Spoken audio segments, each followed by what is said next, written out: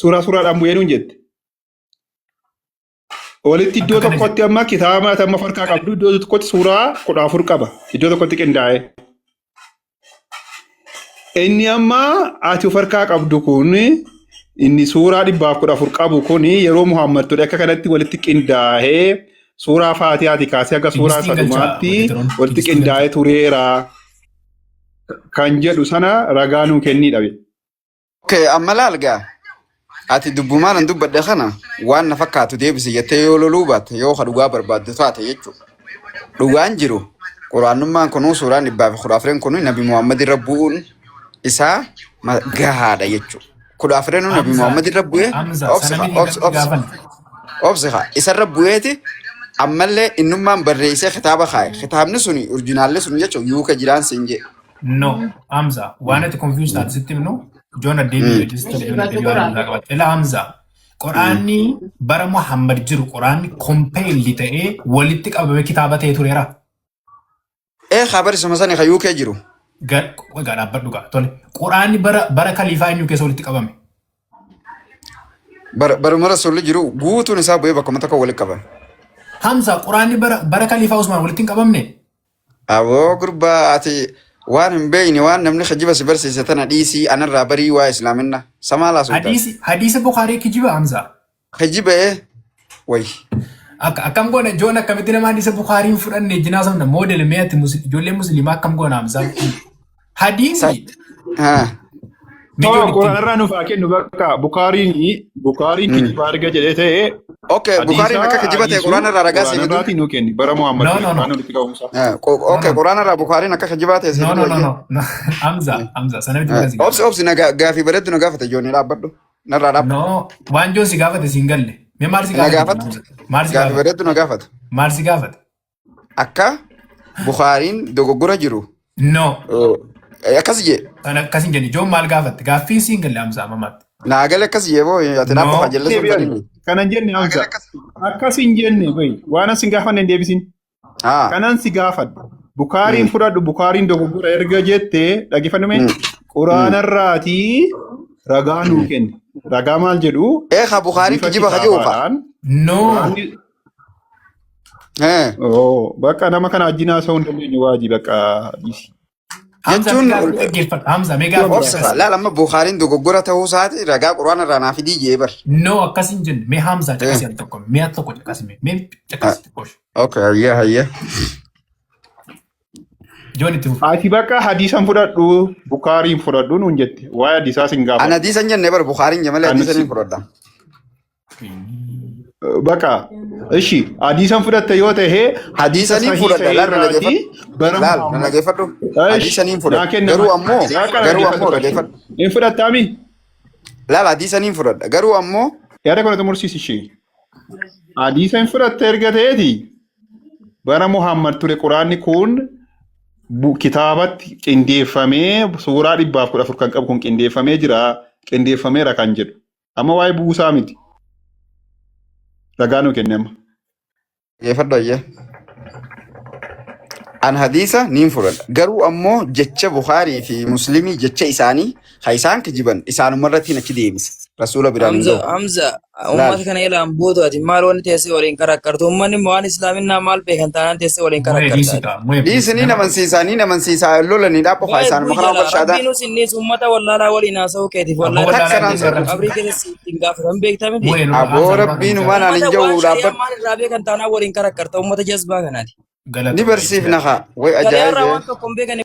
Guyyaa gaarii qabaadhu. Please. Ni barsiifna maali lolaa miti ni barsiifna rakkoo qabaa. Uummati wallaalaan eenyu akka ta'e hadiisaa quraana kee keessatti agarsiisa akkatti wallaalaa taate Abdullaan immoo arrabasitti deebisuu hin jiru garuu kitaaba kee keessaa sii dubbisa ragaa ajjin amma Hamzaatti buufaati wal dhaggeeffadhaati ijoollee akkasis keessaa laalaan kan hin jecha jiru jecha Bukaarii fi Muslim sobanii haa dogoggoraan taatus beekanii taatus hadiisa rasuularraa odeeffame jaanii kijiban akkanumatti hin fudhadhuun siin jedhan isaanumarratti hin deebise akkuma hadiisni da'iifaa jirutti waan hin baradhee jiruuf amma ati wanni ati nagaafatu jirtu guutuun isii hadiisa dogoggoraati hadiisa kijibaa taniini islaamni dogoggoroodha islaamni kitaaba lama qaba jettee ati irra deebisuu feetaa jechuudha kanaaf deebisaa qoobsaa naasii qaba quraanarraa hayyee akkana jedha rabbiin suuratul baqaraa aayata 79 banadhu yoo barbaadde.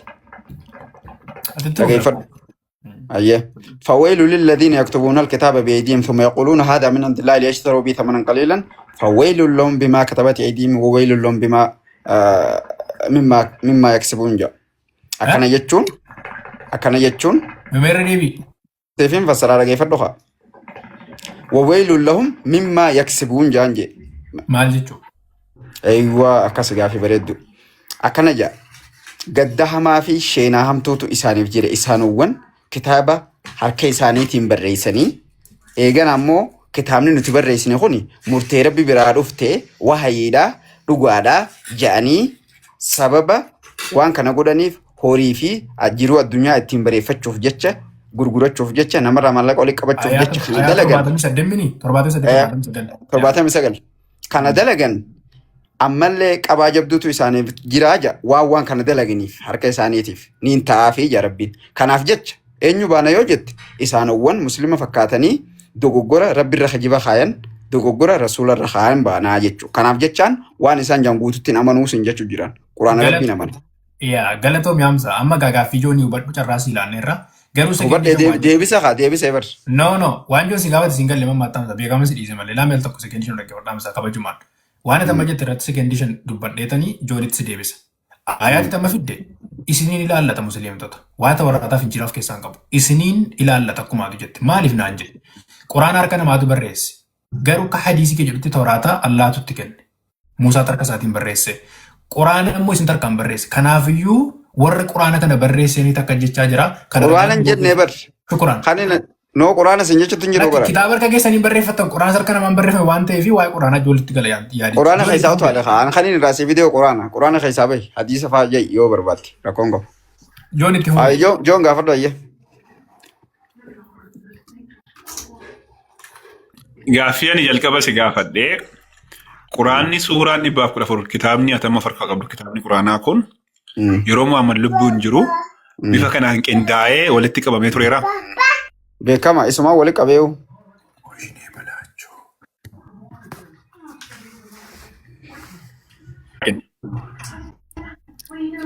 Ragaan osoo rasuulli hin jiraanne suuraan 414 hin buutu. Buusin gaafanne bee. Bakka asii deebee isa kan caalu anamas namni wali qabu wallaala dhage sirga ta'e xiqqoo dalaysiisi xiqqoo dalaysiisi. Akka sirga ta'e obsi dhaabadhu xiqqoo dalaysiisi obsi haa iddoo asitti obsi haa laal 414 sirra bu'ee ati karra bu'ee haayuu ni dadhabda jettee ni yaaddaati. Eeyyee. Bu'uun buunee sun waan biraadha. Kooyi. Amma bu'uun buunee sun waan biraadha. Maaltu bu'ee kan jedhu sana inni ilaala rakkoon qabu yeroo qabaatti. Anamma jendaan koo waa'ee bu'uu miti. Dhaggeeffadhu. Waa'ee bu'uuf hin bu'uune maaltu bu'ee sagalee eenyu dhaga'ee kan allaamoo kan eenyuti kan qaama biraati kan jedhu sana isa ajandaa biraadha waliin haasofna yoo barbaadde. An kanaan si gaafataa jiru ammallee kitaabni atama farqaa qabdu suuraa 414 kan qabu kun yeroo Muhammad lubbuun jiru walitti qabamee bifa kitaabaan qindaa'ee jira hoo jedhee si gaafadhe. Eeyyee naan jette ragaa naa banii yaada kee qofa miti kana sirra. Okay bareeda. Laal ragaan jiraachuu isaa anaaf atilleen ijaan arguu dandeenya. Takkaffarratti kitaabni rasuulli harka isaatiin barreesse jette yuunivarsiitiin Ingilaandii kunoo nu bira jiraa jettee miidiyaa baastee jirti isaa barreesse isaanii kunoo. Barreessuun danda'amu nabiyyiin keessa. Muhammadtu barreesse quraana. Nabiyyiin keessa barreessuun danda'a. Eenyu barreesse? Yaa hawla wala quwwata Hamza Muhammad quraana barreesse. Yoo Muhammadii barreessaa yaa hawla wala quwwata maal jettee meerra deebi. Inna lillahi wa inna ilayhi raaji'uun. Injenna sirriitti. Na guddisime waa jedhee tokkoon itti agarsiisa. Hamza kamsi goonu siin kaane. No, bosa narra beekta amantiitii yaa bar. Ayyee mee quraana barreessite agarsiisa akka Muhammad barreessuu dandeenye immoo akkasii caalaa beekumsi agarsiisa. Haya. Akka inni barreessuu dubbisuu dandeenye sitti agarsiisa nama joon itti fufati. Akka inni barreessuu dubbisuu dandeenye quraana sitti agarsiisan immoo. Fidi ani sitti agarsiisaa fedi. Waajii nama tokko wajji dubbanna nama lama wajji dubbattan innoo nama tokko indee. Inna ga'u kam goona re'ee noon didee moodelati immoo nudhiis. Niin danda'a isaan hundi niin danda'a yaaddawin moodel. Anaa danda'a. Jooni itti fufi joon.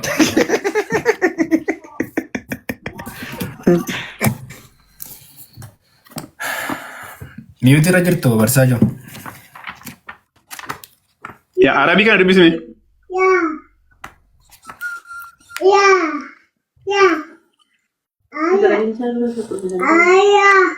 Hamza. Hamza mucaanus waa maarti dubbisi jette. Hamza jaarti dubbisi. Maalin dubbisamee mul'atu wayi?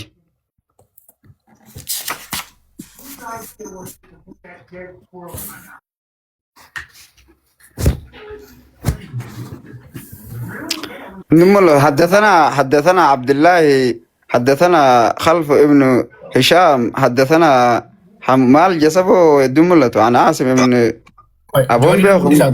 Koy guutummaatti isa guddisa.